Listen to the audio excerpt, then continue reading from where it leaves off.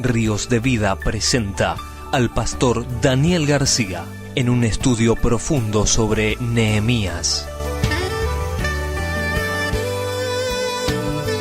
19 exposiciones de 30 minutos cada una que irán revelando el valioso contenido de este libro.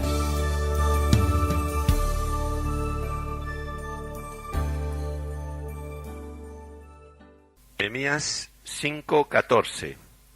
También desde el día que me mandó el rey que fuera gobernador de ellos en la tierra de Judá, desde el año 20 del rey Artajerjes hasta el año 32, 12 años, ni yo ni mis hermanos comimos del pan del gobernador. En cambio, los primeros gobernadores que me antecedieron abrumaron al pueblo. Les cobraban por el pan y por el vino más de 40 siclos de plata, y aun sus criados se enseñoreaban del pueblo. Pero yo no hice así a causa del temor de Dios. También trabajé mi parte en la restauración de este muro, y no he comprado heredad. También todos mis criados estaban allí juntos en la obra. Además, 150 judíos y oficiales, y los que venían de las naciones que habían alrededor de nosotros, se sentaban a mi mesa. Cada día se preparaba un buey y 6 ovejas escogidas. También me preparaban aves, y cada 10 días se traía vino en abundancia. Así y todo, nunca reclamé el pan del gobernador, porque la carga que pesaba sobre este pueblo era excesiva. Acuérdate de mí para bien, Dios mío, y de todo lo que hice por este pueblo.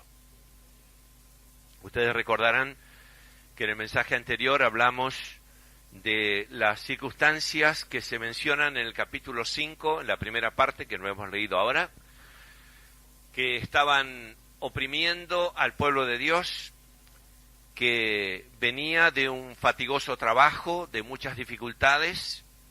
No voy a volver a repetir los detalles que están relatados en los primeros capítulos, que ya hemos explicado y aplicado también, pero el trabajo era arduo, era fatigoso, era grande, y se encuentran con la descripción del capítulo 5 que el problema no era solamente externo, sino también era interno. Y dijimos también que si el problema externo era grave, tan grave que en algún momento podían matarlos, les corría la vida en la empresa en la cual estaban, en la reconstrucción de aquellos muros, el problema interno en algún sentido era más grave todavía, porque en el ánimo del pueblo de Dios pesa mucho más los problemas internos que los problemas externos. Pesa mucho más los problemas internos que los problemas externos.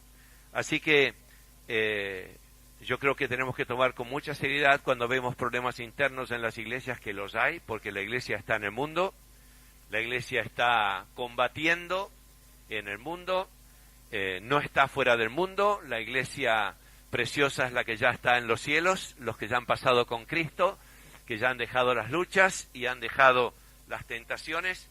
Pero la iglesia que está en la tierra es una iglesia militante y es una iglesia que sufre trabajos, sufre penalidades, sufre complicaciones, y vemos en las Sagradas Escrituras que estas complicaciones eran cosas permitidas por el Señor para bien al final del pueblo de Dios, pero que de momento pesan enormemente en la vida de la iglesia.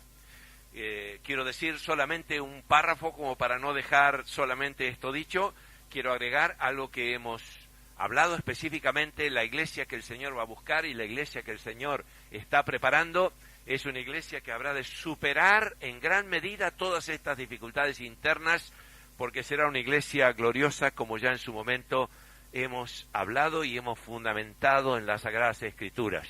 La iglesia que el Señor va a buscar será semejante a aquella iglesia primitiva, todavía en un grado mayor de lo que alcanzó aquella iglesia primitiva, y yo creo que el grado mayor en alguna medida está dado porque no será la iglesia de Jerusalén solamente, la que será asombrosa como fue la iglesia de Jerusalén, sino que lo que pasó en la iglesia de Jerusalén pasará con la iglesia del Señor en toda la tierra, y aquello será una cosa tan impresionante que será un digno marco para la venida de nuestro Señor Jesucristo. ¿No está contento que el Señor venga a buscar una iglesia gloriosa? Yo estoy muy contento que el Señor venga a buscar una iglesia gloriosa porque se lo merece. ¿Y cuál era la característica de esa iglesia primitiva? Que la multitud de los que habían creído era de un corazón y de un alma. Era de un corazón y un alma. Había una unidad en medio de aquel pueblo que nosotros llamamos, en las palabras de Efesios capítulo 4, había la unidad de la fe, donde todos sentían lo mismo, donde todos deseaban lo mismo, donde todos tiraban para el mismo lado. Aquello era algo excepcional. Pero hasta que no llegue ese día que esperamos y por el cual estamos trabajando, lo que hacemos en Reus, lo que hacemos en cada sitio, en cada pueblo, en cada ciudad de la tierra, en cada congregación o en cada grupo de familia, aunque sean 2 o 3, estamos trabajando por esa iglesia que el Señor viene a buscar. Y en ese sentido no estamos solos, no es que se nos ocurrió a nosotros, es la iglesia que nos describe en las Escrituras que el Señor va a venir a buscar, que ahora esta mañana no podemos ocuparnos de este tema, y con nosotros está la palabra de Dios y con nosotros está el Espíritu Santo que nos insta a trabajar por esta iglesia maravillosa que el Señor habrá de buscar, y creemos que no dentro de demasiado tiempo. Cuando Dios se propone una cosa, la consigue y lo hace de una manera estupenda. Así que de momento y quizá por un buen rato, yo no lo sé, no tengo, los tiempos no los tengo. Sí tengo claro a dónde va la iglesia, pero todavía a la iglesia le cuesta mucho trabajo abrirse camino en la tierra. Y uno de los frentes de tormenta que tiene la iglesia en todas partes del mundo, aún la iglesia más hermosa o más numerosa o más armoniosa que parezca, encontramos que hay dificultades dentro de la propia iglesia, que nacen un día u otro día a través de un hermano o a través de otro, o a través de hermanos que se introducen y no son hermanos. No sé, las razones son muchas por las cuales se crean las dificultades en medio del pueblo de Dios, justificado o no justificadamente, que traen un gran pesar al corazón de Dios, porque esto no trae alegría al corazón de Dios, y un gran pesar a los líderes. Y este día, o esta ocasión relatada en Nehemías capítulo 5, pesó muy fuerte en el corazón de Nehemías cuando vio el problema interno que tenían y de lo cual él todavía no había tomado conciencia. Y era que a lo que los hermanos se habían empobrecido, ocupados principalmente en el trabajo de reconstrucción de los muros, habían abandonado en parte sus campos y sus tierras, y habían tenido que pedir prestado para pagar el impuesto sobre sus tierras, y habían tenido que hipotecar sus tierras, y algunos habían tenido que enviar a sus hijas a trabajar en la servidumbre, y aún habían tenido que vender a algunas de sus hijas como esclavas, una cosa extrema, y lo más triste de todo, que esto ocurría en medio de los hermanos. No era con los enemigos, no era con los enemigos, sino era en medio de los hermanos. Ya vimos en el mensaje anterior que Nehemías los reprende después de haber meditado la cosa, después de haberse sosegado, después de haberse calmado él mismo. Una buena recomendación para un siervo de Dios, que nunca monte en cólera, nunca salga corriendo a querer corregirlo todo en un momento, ni solucionar las cosas en un momento, porque las cosas de Dios no se solucionan a los gritos, ni a los golpes, ni a los empujones. Dios tiene un camino que a veces lo descubrimos en el momento para tomarlo, y a veces no lo descubrimos en el momento, y tenemos que tomarnos todo el tiempo que sea necesario para poder descubrir ese camino, para dar solución a un problema que hay en la iglesia del Señor. Porque querer solucionar nosotros las cosas con nuestra mente natural, religiosa, termina siendo fatídicos, termina siendo el remedio peor que la enfermedad, termina dañando a la iglesia del Señor. No nos olvidemos que ninguno de nosotros es amo ni señor de nada. Somos siervos del Señor Y los ministerios que hay están para servir. La característica número 1 del ministerio es que sirve a Dios y que sirve a sus hermanos. Si hay por ahí algún ministerio, que hay muchos ministerios que se hacen servir, que se aprovechan de los hermanos, del dinero, del tiempo, de la salud, de las vidas, que acaudillan a los hermanos, que se enseñorean de los hermanos, ese ministerio no es espiritual. Si no es espiritual, usted sabe lo que es. Es carnal o es de la otra procedencia, que es todavía peor. O está mezclado. Así que Nehemías se toma el tiempo, dice, para meditarlo, y luego con toda autoridad los reprende. ¿Qué quiere decir con toda autoridad? Nos referimos muy rapidito en el mensaje anterior y lo volvemos a repetir hoy porque el tema lo merece la pena. ¿Habrá querido decir que gritó mucho, que habló con toda autoridad? La autoridad no es gritar. Generalmente, no sé si ustedes vieron, cuando una madre le grita mucho a los hijos es porque precisamente no tiene autoridad.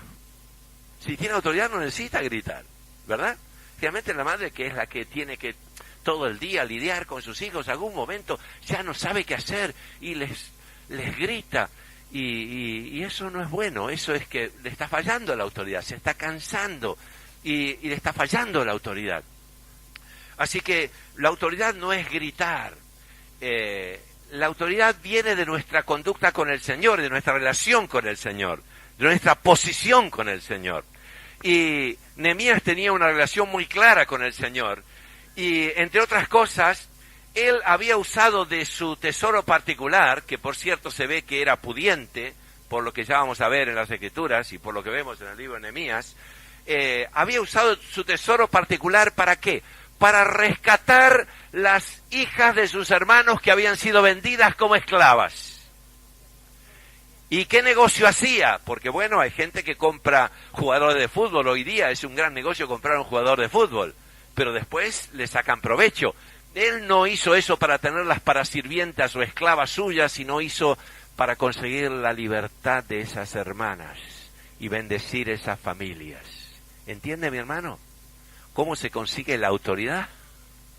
La autoridad se consigue poniendo la vida, poniendo el corazón y poniendo el bolsillo en la obra del Señor. Luego tenemos autoridad, decimos una palabra y todo el mundo la escucha enseguida. ¿Qué pasó?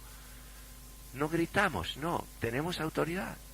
Tenemos autoridad. Esto podríamos ahora derivarlo en el tema familiar, en el tema de los padres, de los hijos, del problema de educación y todo esto, y estaríamos con el mismo principio. ¿Quiénes son los padres que tienen autoridad? Los que viven una vida coherente con el Señor, los que no viven jugando con el pecado. Si yo vivo jugando con el pecado, pues me voy a desgañitar y no me van a escuchar. Si yo vivo en desobediencia, aunque mi pecado sea leve, si es que existen pecados leves, que no existen pecados leves. Aunque mi pecado fuera leve, no voy a tener autoridad, me voy a desgañitar. Pero este chico que no me hace caso nunca, esta chica que no me hace caso nunca, es que no te hará caso, no tienes autoridad. La autoridad viene de una vida coherente con Dios, una vida íntegra con Dios, una vida que busca la limpieza, la santificación, y después no sale corriendo para echarse otra vez en el fango, sino que después se cuida para que el maligno no lo toque, y vive una vida piadosa. ¿Entiende, mi hermano? Eso es autoridad. Vivir en obediencia. Estoy en autoridad cuando vivo en obediencia y cuando pongo toda la carne en el asador, como decimos, mi vida, mis bienes, mi casa, mi hogar, como dijo Josué. ¿Qué dijo Josué? ¿Yo voy a servir al Señor? No, yo y mi casa vamos a servir al Señor. Aleluya. Y tuvo autoridad hasta el último momento de su vida. Un viejito que se caía a pedazos todavía tenía autoridad, porque había puesto su vida para servir al Señor, como también los apóstoles en el Nuevo Testamento. El resultado fue que ellos aceptaron, dice acá la Escritura, ya también nos hemos referido a eso, y una vez que aceptaron el reto, la reprensión de Nehemías y el tener que perder una suma muy grande de dinero, una cosa que para el ser humano es terrible. Usted nunca perdió una gran suma de dinero. Supóngase la única casa que tiene en su vida, que la pierda, o el coche ese que tiene, que no se lo puede tocar nadie, que lo pierda. Ellos perdieron una gran suma de dinero ahí en ese aceptar, perdían dinero. Es muy bonito, aceptaron, perdieron dinero. Mucho dinero perdieron ellos. pero lo hicieron porque sabían que esa palabra era la palabra de Dios, no podían jugar, venía con autoridad. Y dice que una vez que aceptaron, alabaron a Dios.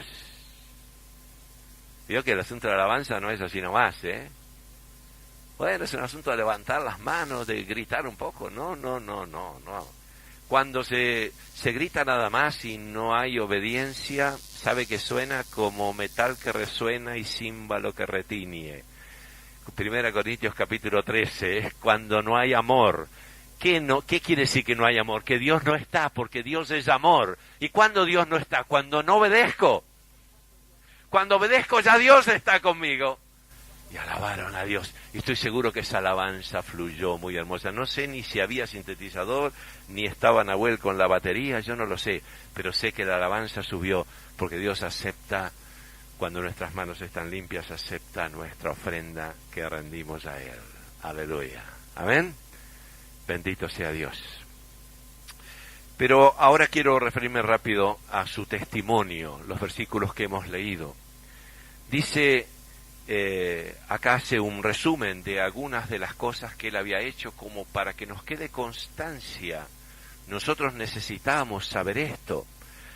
Posiblemente los hermanos también necesitaban saber esto, porque a veces los hermanos se ponen a hablar sin saber lo que dicen, y dicen cosas de los líderes, y no saben lo que los líderes están viviendo, y a veces los obligan a los líderes a decir las cosas que están viviendo.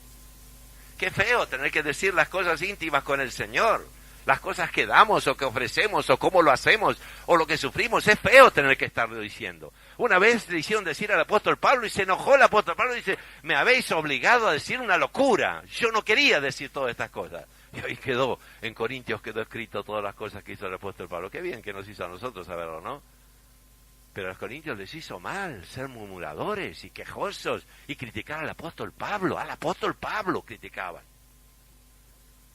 Mis hermanos, acá tiene que Nehemías decir estas cosas, porque a veces el pueblo, nuestros hermanos, nuestros queridos hermanos, se ponen un poco tontos.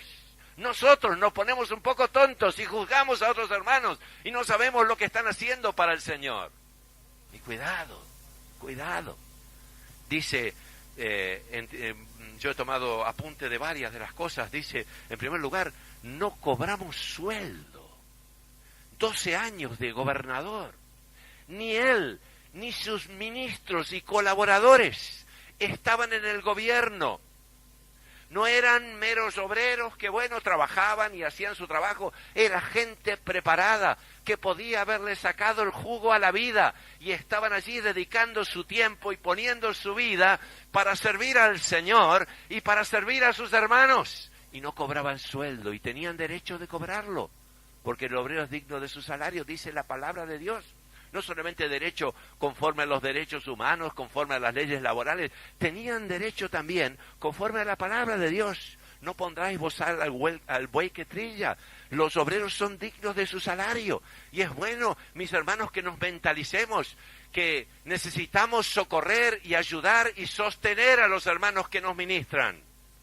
Si queremos tener un ministerio fuerte, si queremos que el avivamiento del Señor se consolide y no se deshaga este avivamiento como tantos avivamientos, debemos tomar nuestra responsabilidad y saber que los siervos de Dios tienen que ser sostenidos por nosotros. Nosotros tenemos que soportar esa carga si queremos que la bendición de Dios se extienda.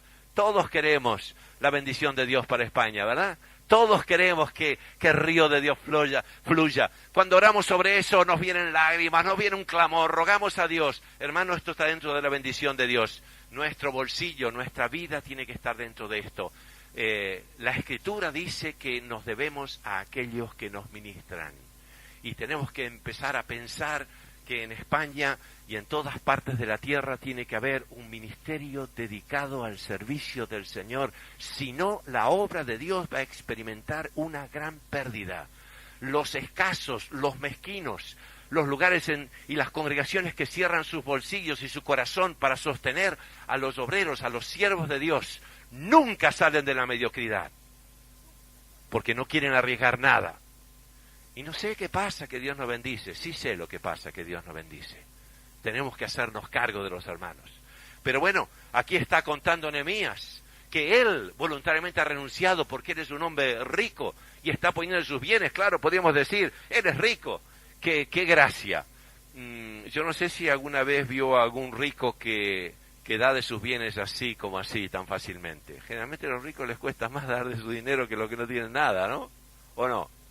Por lo menos en la experiencia mía, lo que he visto generalmente cuando hemos hecho cosas grandes, recuerdo sobre todo en Quilmes, la compra de la casa bíblica, no había ricos en la iglesia y nunca me olvido que había un hermano que era el único pudiente que había en la congregación, que cuando vio que nos hacíamos cargo de una deuda que en aquel entonces, yo no sé si eran 50 millones de pesetas para tener una idea, o 75 millones de pesetas, el hermano se hizo humo, desapareció y nos pegaba unos abrazos cada vez que nos veía, pero desapareció. Y después que la compramos y que pagamos las cuotas, vino otra vez a darnos abrazos y sigue ahora en la iglesia contento él.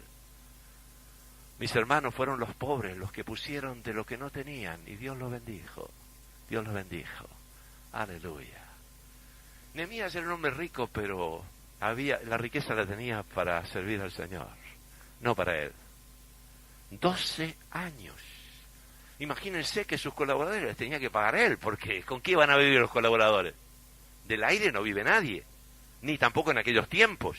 Está bien que la vida era más barata, pero había que también comprar las cosas, había que poner la mesa, había que comprar el vestido, había que comprar el calzado, los niños tendrían que ir a la escuela, la historia que tenemos todos, en todos los tiempos, en todos los lugares, en todas las culturas. Sin embargo, Nehemías los sostuvo los 12 años, dice, para no gravar al pueblo, porque él veía que la carga del pueblo era sobremanera grande. Aleluya. Y dice, sin embargo, yo hice mi parte en la restauración del muro. Porque también podía haber dicho, bueno, yo soy el gobernador, a mí déjenme de que haga también, que meta mano en esa parte del muro. No. Él tuvo su parte y se ocupó de la restauración del muro, su parte como el que más, como cualquier otro. Agrega, y todos los criados, todos mis criados estuvieron en la restauración del muro. Claro, uno dice, tiene criados, qué bien, lo tiene todo bien montado ya, debe pasar una vida... Pero resulta que los criados no estaban en su casa, ni hacían el servicio, porque el esfuerzo mayor en el día lo hacían restaurando el muro. Lo estaba poniendo todo, realmente lo estaba poniendo todo. Y como broche de oro todavía dice, y además de esto, cada día 150 oficiales, más todas las visitas que venían a la ciudad, se sentaban a la mesa de Nehemías a comer. Y cuando hay hambre se come, ¿no? Un día y otro día y otro día y otro día, años. ¿Sigue pensando que quiere el avivamiento todavía? Haga la cuenta porque el avivamiento cuesta mucho, ¿eh? No, yo quiero que entendamos una cosa, que el Señor derrama su Espíritu Santo muchas veces. Y muchas veces luego se retira otra vez. Y yo he conocido tantos lugares ya, que lo único que ve uno después en el lugar es como esas montañas que le pasó el incendio, ¿no? Pasó el incendio, una llamarada inmensa, a los pocos días aquello es todo carbón, no queda nada. He estado en iglesias que me han dicho, aquí los milagros que ha habido, qué tremendo, el poder de Dios, la gente hacía cola, en los periódicos salía en todos lados, lo que pasó aquí, lo que pasó allá, lo que pasó en el otro lado, ¿y ahora qué? Nada. A veces hay 3 gatos, no quiero despreciar a esos hermanos, no son gatos, son personas, son hermanos, pero por decirlo de alguna manera, quedaron 3, 4, 5, acordándose de las glorias que vivían. Algunos conservan fotografías, conservan reportajes, recortes de periódico, cómo el Señor movió, qué emocionante, los más viejitos se secan las lágrimas, qué emocionante, Dios movió. Pero habría que llorar porque Dios no está moviendo, no porque Dios movió, porque Dios no está moviendo. Mi desesperación, mi hermano, no es que Dios mueva, es que Dios siga moviendo. y que el avivamiento no se pare por nuestra causa. Hay un texto tremendo en el libro de Hebreos, dice: la tierra que bebe la lluvia y el agua y produce hierba provechosa, recibe bendición de Dios. Pero la que produce espinas y abrojos está cercana de maldición. Ustedes conocen, creo que es Hebreos capítulo 6, es un pasaje muy fuerte. Todos queremos que venga la lluvia del cielo, y Dios puede hacer llover, espiritualmente hablando, y Dios puede derramar su bendición. Y en alguna medida estamos experimentando la bendición de Dios. Pero mis hermanos, a menos que abramos el corazón y haya una respuesta 100% de nuestra parte, esa lluvia va a pasar y no va a quedar nada. Yo no quiero que sea así. Para eso tenemos que abrir el corazón, abrir nuestra casa, abrir nuestros bolsillos, tener nuestra casa abierta. Tener nuestra casa abierta. Muéstreme algún avivamiento donde la casa no se abrió y verá un avivamiento terminado. Tener nuestra casa abierta. Discúlpeme que les insista, si no se acabó el avivamiento, no podemos movernos. Ahora en Cartagena, me dicen ¿cuántos van? Vamos 5, fulano. Vengan y vengan más si quieren. Es el único lugar. Lo único que nos pueden empatar son los hermanos de Amposta, bueno, por un fin de semana. Vamos a ver si siguen así. Pero yo sé que su casa está abierta, gracias a Dios. Las casas tienen que estar abiertas. Si las casas no están abiertas, el avivamiento se corta, mi hermano, se lo digo en el nombre del Señor. El corazón tiene que estar abierto. Y no está abierta la casa para discriminar. Quiero que venga Billy Graham, si no viene Billy Graham, acá no viene otro, ¿eh? O que venga Josué y Caleb, o que venga el apóstol Pablo. Que vengan los que tienen que venir. Con sabiduría, sí. La casa estará abierta con sabiduría. Dios no nos dice que no tengamos que hacer las cosas con sabiduría. Que sepamos administrar nuestras vidas, nuestra familia. Porque no lo podemos quemar todo en 2 días. Tenemos que quemar nuestra vida a través del tiempo. Darnos a Dios. 150 oficiales. Y habría algunos que comían muy bien, ¿eh? Y no estaba Nehemías ahí diciendo, un pollo solo por persona, ¿eh? Nada más, ¿eh? Nada más, 1 kilo por persona. Era generoso, mi hermano, era generoso. No les tomaba en cuenta lo que comían, lo que no comían. Estaban sentados a su mesa. Y las visitas. ¿Qué problemas son en muchas iglesias las visitas? Algunas tienen suerte porque nadie los visita. Y si alguno lo visita, después se va al hotel porque sabe que no van a conseguir una casa donde se le abrirá la puerta. Las visitas son la bendición de Dios. Algunos, sin saberlo, dice la Escritura, hospedaron ángeles. Y van a saber la cara que tenían esos ángeles. A lo mejor tenían cara de Agustín, cara de Joan, cara de José Mari, yo qué sé la cara que tenían. O cara de pobrecitos. Estos son distinguidos. Pero podían tener cara de pobrecitos esos 3 ángeles. Yo qué sé la apariencia que tenían aquellos ángeles. No veían con una aureola. Por lo que dice la Escritura, se ve que Abraham los recibió inmediatamente porque él era hospedador, porque era consciente que nadie podía pasar por su casa y no sentarse a su mesa y, si fuera posible, quedarse allí algunos días con él. Por algo era Abraham, ¿no? Por algo es Abraham. Todavía da que hablar Abraham, ¿eh? Todavía el cielo dice en el seno de Abraham, mira hasta dónde ha llegado. Pasó ya la tierra, la figura de Abraham, bendito sea Dios. 150 oficiales comían a mi mesa cada día, 12 años, y también las visitas. El corazón de este hombre está abierto. Nos gustan los hombres importantes, ¿no? Pero caminemos como caminaron ellos. Y vamos a ser importantes quizá para el mundo, ¿no? A lo mejor no salgamos en ningún periódico, ni se escriba un libro en la Biblia, porque ya más libros en la Biblia no se van a escribir. Pero va a estar nuestra vida y nuestra conducta escrita en los cielos. Y un día te dirá el Señor, perdido por allá, ven, buen siervo y fiel, sobre poco has sido fiel. Fulano de tal, DNI número tanto. Ponen el pulgar acá, a ver si coincide, como en la policía. Bien, buen siervo y fiel, sobre poco has sido fiel, sobre mucho te pondré. Entra en el gozo de tu Señor. Aleluya.